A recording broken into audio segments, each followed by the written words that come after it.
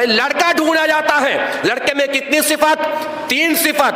पहली सिफत खूबसूरत हो, दूसरी सिफत बहादुर हो, तीसरी सिफत सखी हो। अल्लाह ने ढूंढा लड़का खूबसूरत ऐसा जिसे अल्लाह ने खुद अपना चेहरा कहा।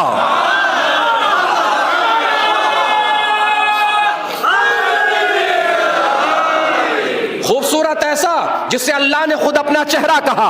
बहादुर ऐसा जिसने बचपन में कल्ले अजदर चीरा, जवानी में बाबे खैबर तोड़ा। सखी ऐसा जिसके दरवाजे से जमीन वाले भी मांग के ले जाएं, आसमान वाले भी मांग के ले जाएं। भाई दुनिया के हर गरीब से गरीब बाप की तमन्ना ये होती है कि बड़े घर का लड़का मिल जाए, बड़े घर का लड़का मिल जाए, बड़े घर का लड़का मिल जाए।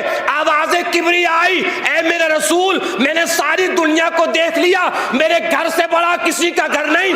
16 रजब को आना, अपना दामाद ले जाना।